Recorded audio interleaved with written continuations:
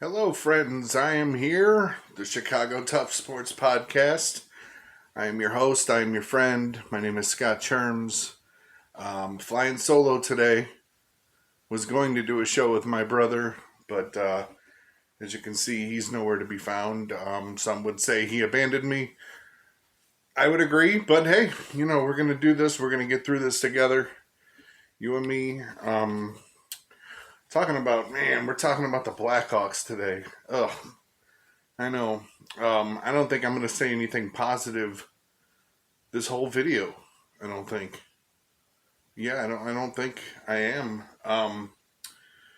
We're going to start off. We're going to talk about the sexual assault allegations. I'm not going to get into the details. If you want to, they're out there. They're disgusting. It's gross. But I mean, if you want to see the whole picture of what's been going on with, behind the scenes with the Hawks now, it's definitely worth to go check it out. But yeah, like I said, you've been warned. It's pretty gross. It's nasty. It's disturbing.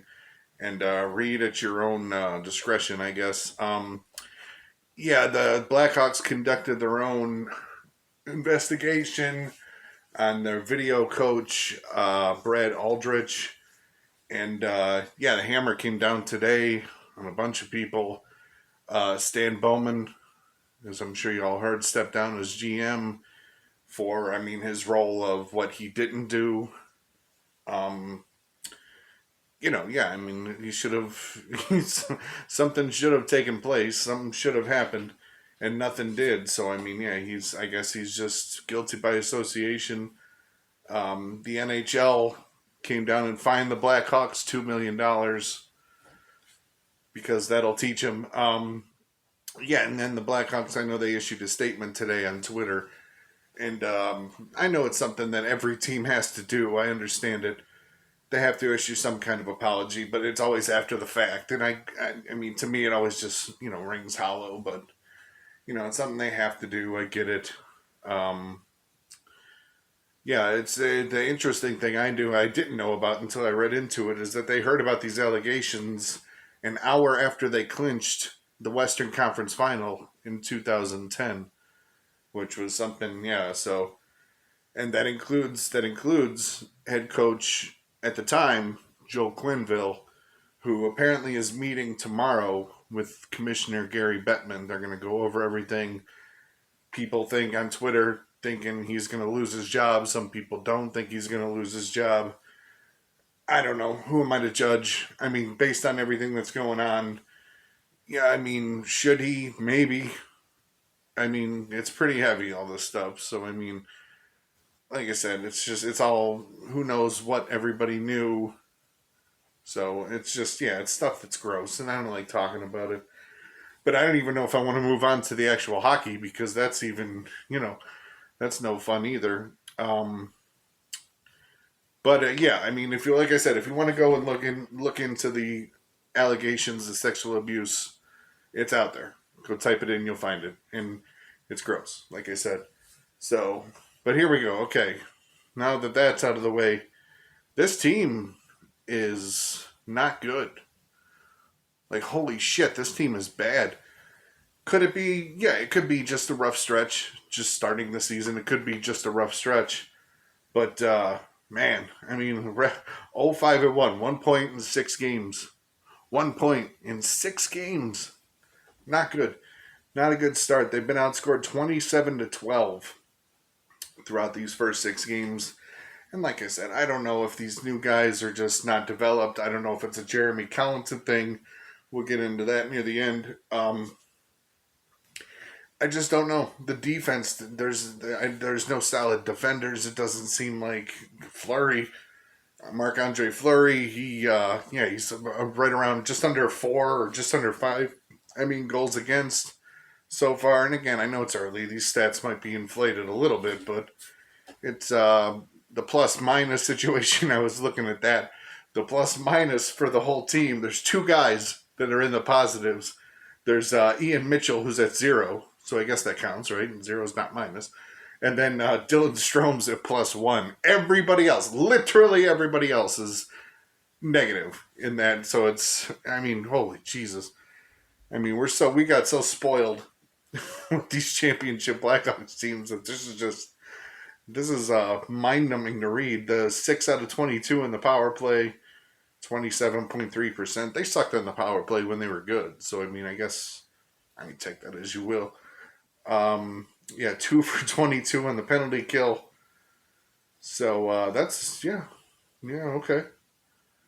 Or they've allowed 2 goals out of 22 chances. Yeah, sorry, that's what I meant to say.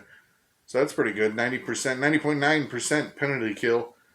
They average 2 goals per game, and they average 4.5 goals against per game.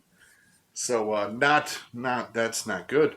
That's not how you win hockey games, and pretty much the reason why they're 0-5-1. But my main thing is Jeremy Colleton. He I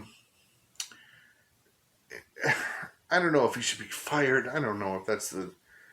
But it's just he's had time now. He's had time to implement whatever system that he wants to run with this team. He's had a few years now, a couple of years. I know COVID had something to do with it, but they still played as a team. They still get to. And it's just, it doesn't seem like anything's clicking. They've gone on hot stretches, but yeah, they've gone on shit stretches too, which is what they're on now. And I don't see this being the answer. I don't know what is the answer instead of Jeremy Colleton. I know they liked him. He was a young, up and coming guy. I know he had success in the minor leagues, but it's just, it doesn't seem like it's gelling. And I don't want to just say fire him because I don't know who else is available. But I think this is like crisis mode. I understand people like Jonathan Taves and Patrick Kane, people want them to be Blackhawks forever just for the, the story of it. My honest opinion, you got to trade everybody. Just wipe it with Bowman gone. You hired a new GM. Wipe everything clean. Start from scratch. Blank piece of paper. Everybody. Kane gone. Taves gone. DeBrincat gone. Everybody gone. And just see what you can get for these guys. You got to build from the ground up, man. That's just I don't know what else to do. They tried piecing this team together, and look, it's just not working. So, it's unfortunate. You get upset, but then you gotta take a step back and you understand what this team has done. 3 championships in a span of, what was it, 6 years, 5 years, 6 years. That's a pretty awesome accomplishment. Didn't expect them to fall as hard as they did, and of course, I know people hate Stan Bowman. Got to give him credit. I know there's the debate between Dale Talon and Stan Bowman, who gets more credit, who deserves more credit. But Stan Bowman, he was the GM during some of the Stanley Cups, so he does deserve the credit too. I know people don't want to hear that, but it's true. It's just, it just sucks that it's come crashing down so fast, and I don't see. Yeah, I mean, I don't see any other option but to just tear it down and build it back up again. So, that's all. That we're gonna make it short and sweet. That's all we got. That's our Blackhawks coverage. I don't know what else the fuck I could say, but that's gonna be it. My brother will join me going forward on some videos. If not, we'll be solo again. That'll be cool. Everybody likes looking at my face. And then I know we have Hitman and Tony coming up. They're going to do some basketball with the Bulls. Bulls are on fire. Bulls are awesome story. I'll join the boys. We'll do Bears talk. I know the boys have a wrestling show coming up too soon. There's stuff. We have ideas. We have ideas. And we just ask you guys to, come along with us. Subscribe. Please subscribe. Go to YouTube. Chicago Tough Sports Podcast. Subscribe. Help us out, man. We're trying to do this. We think we're doing all right, and we're going to get better. We are. We have things in motion. The stuff's going to get better. The content's going to get better. I'm going to be as sexy as ever, always. Tony as well.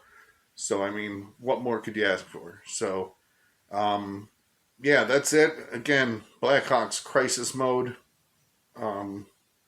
Hopefully hopefully they can find something, because if not, this is going to be a long ass winter. Thank God for the Bulls. I never said that word. I've never said that phrase in my life until now. Thank God for the Bulls. Thank you guys. Subscribe. Chicago Tough Sports. Have a good night.